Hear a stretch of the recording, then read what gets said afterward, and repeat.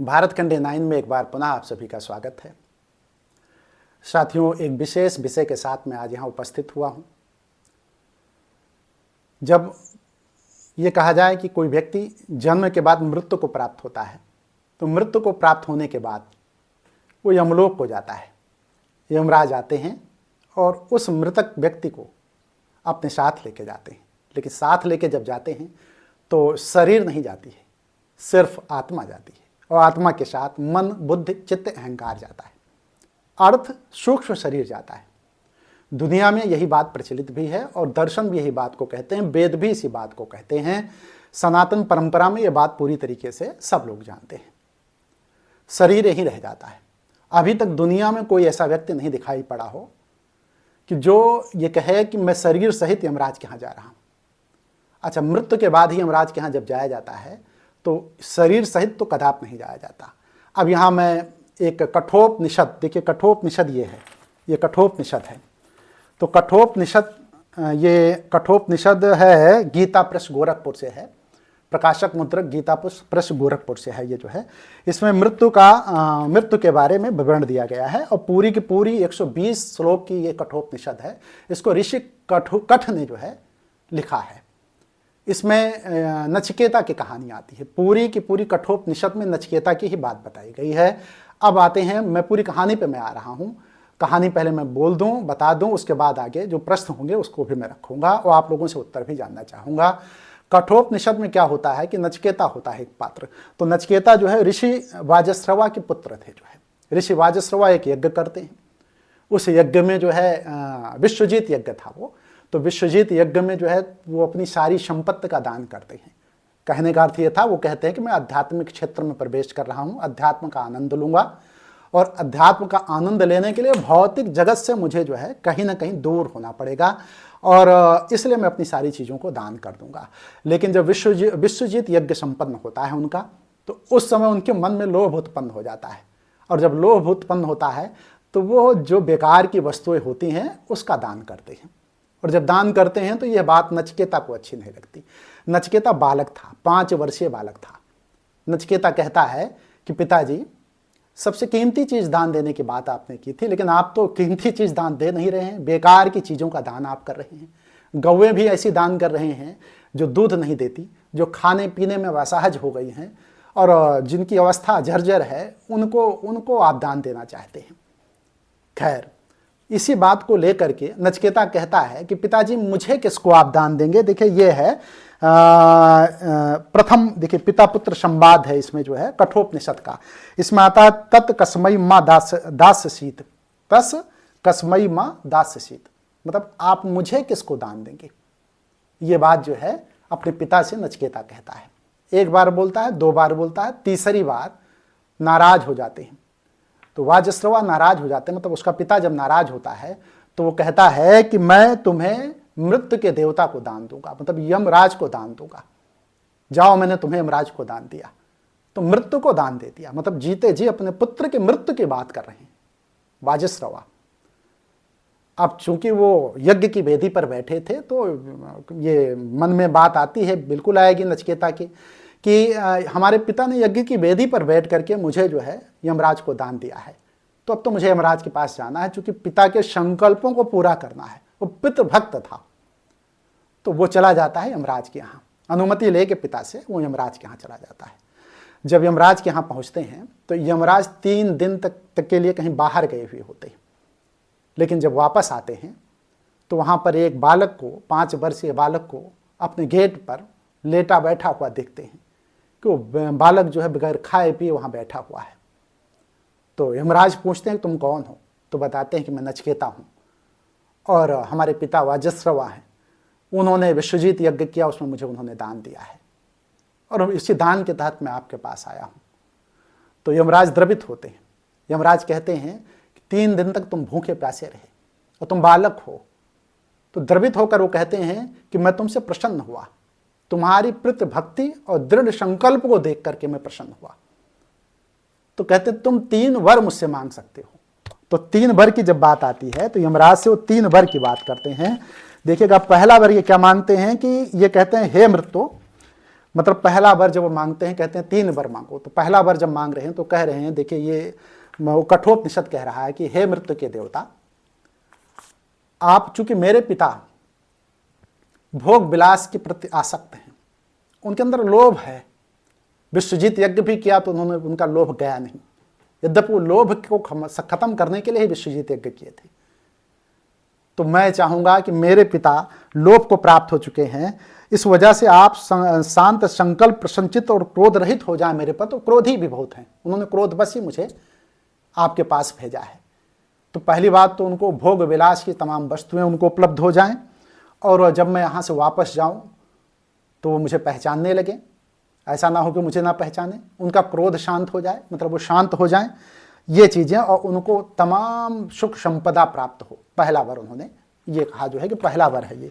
उसका दूसरे वर की बात जब करते हैं तो दूसरा वर वो कहते हैं, ये देखिए द्वितीय वर, हे मृत्यु के देवता, आप जो है अग्नि यज्ञ के बारे में मुझे बताएं कि अग्नि तत्व क्या है, अग्नि का पूरा विस्तार से मुझे वर्णन करें, जिसकी वजह से इस अग्नि तत्व को जान करके, इस अग्नि यज्ञ को जान करके लोग स्वर्ग की प्राप्ति करते हैं। उस यज्ञ के बारे में, उस अग्नि के बारे में आप हमें बताएं, जिससे पुरुष अमृतत्व को प्राप्त होता है। ये 2 हो गया। अब जो महत्वपूर्ण है वो तीसरा है।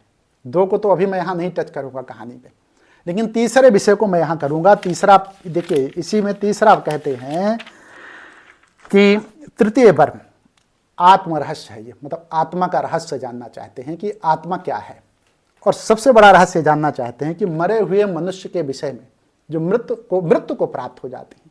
तो कह रहे हैं कि कुछ लोगों का ऐसा कहना है कि कठोपनिषद की ये बात है जो है, नचिकेता कहता है कि कुछ लोग ये कह रहे हैं कि मरने के बाद कहीं कोई नहीं जाता, और कुछ लोग ये कहते हैं कि मृत्यु के बाद दूसरे लोगों पे व्यक्ति जाता है, मतलब जीवात्मा जाती है जो है।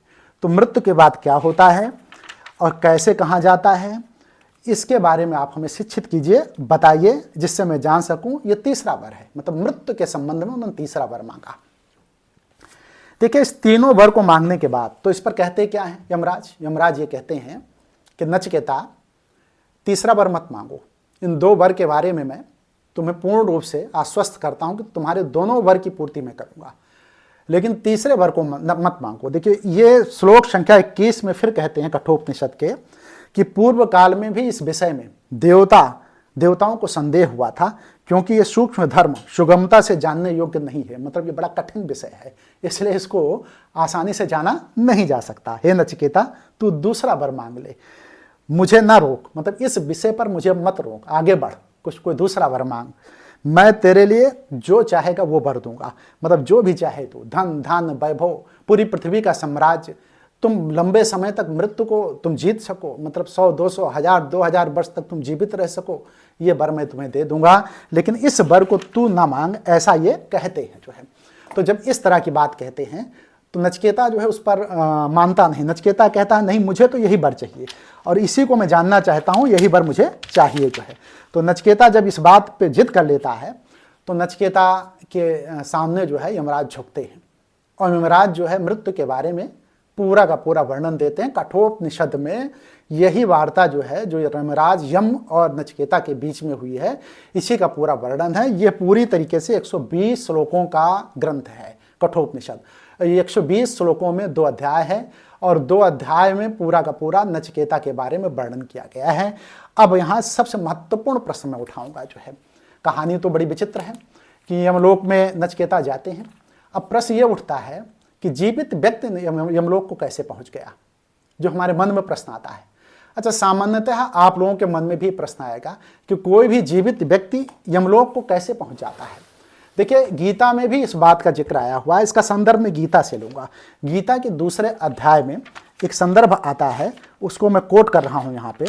तो गीता के दूसरे अध्याय में ये श्लोक संख्या 28 है, इसको आप लोग देखेंगे। अव्यक्तादीन भूतान व्यक्त मध्यान्ह भारत अव्यक्ता निधनान्यो तत्र का परदेवना, यह है 28वां श्लोक। अब गीता ये कह रही है कि जन्म से पहले सभी अप्रकट थे और मृत्यु के बाद भी सभी अप्रकट हो जाएंगे, बीच के काल में ही केवल शरीरों में आते हैं। अब अर्थ तो स्पष्ट है कि मृत्यु जब होगी तो शरीर चला जाएगा, और जन्म जब होता उसके पहले भी शरीर नहीं रहता, तो बीच के काल में ही व्यक्ति का शरीर प्रकट होता है। शरीरों में वो बीच के काल में ही आता है।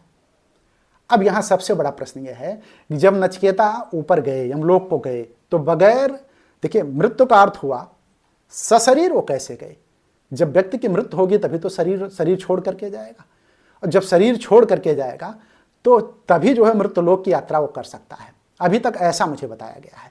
तो यहाँ जो भ्रम है वो ये है कि सशरीर कोई भी यमलोक को नहीं जा सकता, और यमलोक को अगर कोई सशरीर जा रहा है तो वो किस रास्ते से गया, कैसे गया, वो रास्ता कौन सा था, ये भी तो प्रश्न उठता है।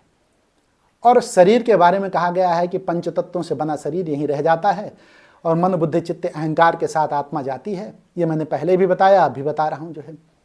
और फिर दूसरी जो सबसे बड़ी बात है, अगर ऋषि वाजश्रवा थे तो ये प्रश्न भी उठता है कि क्या पहले के ऋषि, अच्छा ऋषि ना भी हों, सामान्य पुरुष हों, तब भी क्या अपने पुत्र के ऊपर ही क्रोध करेंगे और उनको मृत्यु के देवता को दान दे देंगे, छोड़ देंगे, कहेंगे मैं दान दे रहा हूं तुम्हें, मतलब अपने पुत्र को मृत्यु के देवता को दान दे देंगे? ये कलयुग चल रहा है। कलयुग के लोगों को बड़ा ही निकृष्ट माना गया है कि कलयुग में लोग जो है अधर्मी हो जाते हैं, धर्म पथ पर नहीं चलते हैं। लेकिन कलयुग में भी कोई पिता अपने पुत्र को यमलोक में दान नहीं देगा कि यमलोक को भेज दे, वो यमराज को दे दे। तो यहाँ प्रश्न ये उठता है कि क्या सतयुग, द्वापर, त्रेता में कोई व्यक्ति ऐसा होगा, वाजश्रवा ऋषि की बात ना भी हो तो, कि जो अपने को दान दे दे, जो अपने पुत्र को ही दान दे दे जो है, तो क्या ऐसा हो संभव है? तो ये भी एक प्रश्न, बड़ा प्रश्न उठता है। अच्छा, क्रोध करना, देखिए फिर गीता के अध्याय, गीता का एक दूसरा अध्याय, दूसरे के अध्याय में ही मैं लूंगा जो है, तो गीता में ही कहा गया है, क्रोधादिभूत सम्मोहा, सम्मोहात स्मृत विभ्रमा, स्मृत भंसाद बुद्ध नाशो, बुद्ध नाशाद प्रदर्शन्ति। क्रोध से जो है अविवेक उत्पन्न होता है, और अविवेक से जो है बुद्धि का, क्रोधादिभूत सम्मोहा, सम्मोहात स्मृत विभ्रमा, स्मृत भंसाद बुद्ध नाशो। और जब स्मृत भंस हो जाएगा, मतलब स्मृति नहीं रह जाएगी, तो बुद्धि नष्ट हो जाती है, और बुद्ध के नष्ट होने से सब कुछ नष्ट हो जाता है। ये गीता का श्लोक संख्या 63 है। तो क्या ऋषि मुनि साधु संत उनको क्रोध करना चाहिए?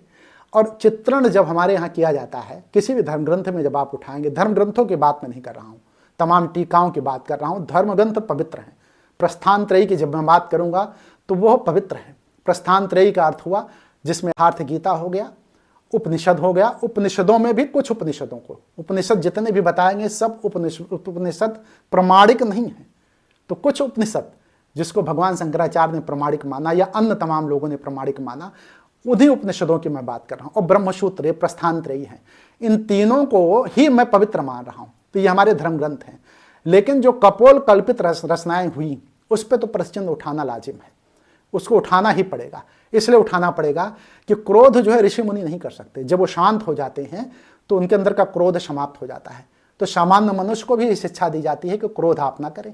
तो ऋषि यदि सामान्य मनुष्य को शिक्षा देंगे कि क्रोध ना करें और स्वयं क्रोध करेंगे, तो आम जनमानस कैसे उसको जो है स्वीकार करेगा? तो इसलिए गीता का ये 2 उदाहरण मैंने लिया है। दोनों उदाहरण जो है गीता से लेना आवश्यक था।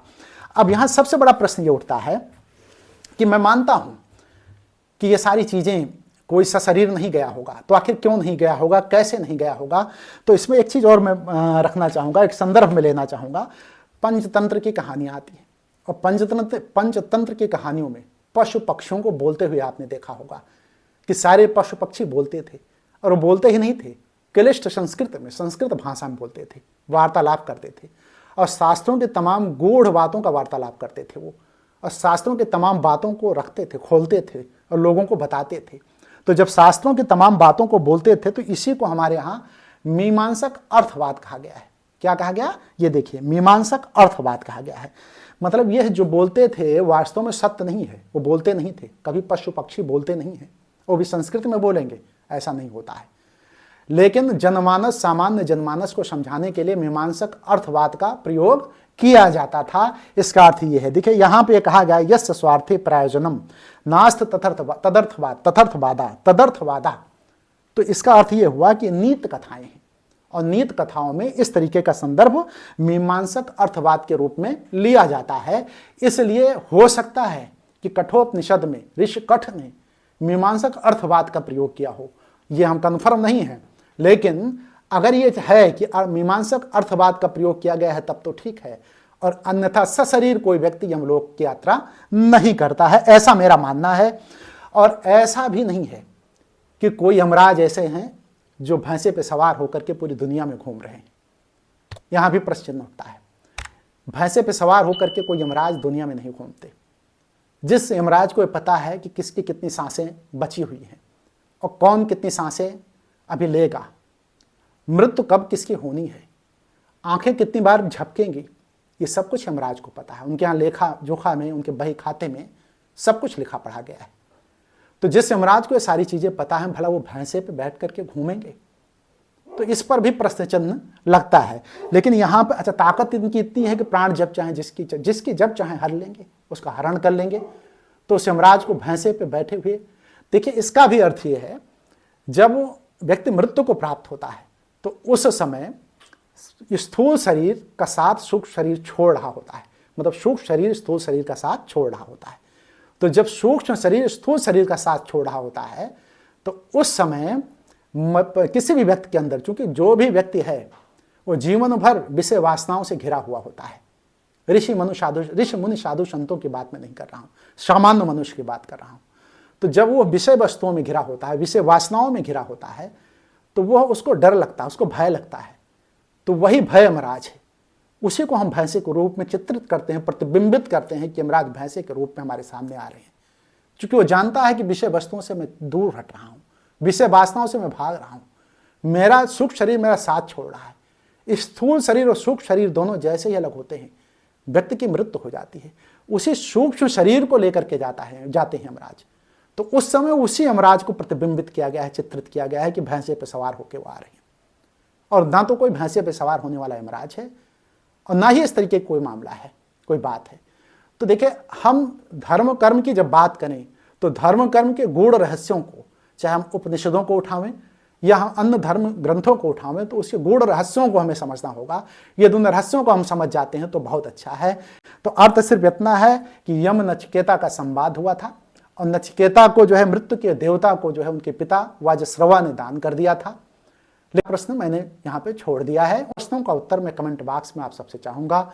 एक पहला प्रश्न लास्ट में जाते जाते मैं बोल दूं कि क्या कोई पिता अपने पुत्र को मृत्यु के देवता को दान दे देगा, मतलब मृत्यु को दे देगा कि जाओ तुम्हारी मौत हो जाए? एक। दूसरा, सबसे बड़ी बात, कोई ऋषि है, साधु है, संत है, मुनि है अथवा फिर सामान्य पुरुष है, अगर वो इतना बड़ा यज्ञ कर रहा है, जिसको विश्वजीत यज्ञ को बहुत बड़ा, उस पर मैं जाऊंगा तो देर लग जाएगी, तो यज्ञ कर रहा है, तो इतना क्रोधी है कि क्रोध में आकर के अपने पुत्र का दान दे देता है, मतलब मृत्यु को दे देता है। दो। तीसरा, सशरीर कोई व्यक्ति जो है क्या ऊपर जा सकता है? तीन। तो इस तरीके के कई प्रश्न हैं जो आपके सामने मैं छोड़ के जा रहा हूं। आपसे मैं उत्तर की प्रतीक्षा करूंगा और कमेंट बॉक्स में मैं चाहूंगा कि आप इसका उत्तर दें। इसी बात के साथ मैं अपनी बात को खत्म करता हूं। लेकिन जाते जाते मैं कहूंगा कि अगर यह विषय थोड़ा सा भी पसंद आया हो और ना भी पसंद आया हो तो पसंद आया हो, तो चूँकि हम आपसे जुड़ना चाहते हैं तो आप कृपया इस चैनल को सब्सक्राइब कर दें, लाइक कर दें, कमेंट कर दें, शेयर कर दें। बहुत बहुत धन्यवाद।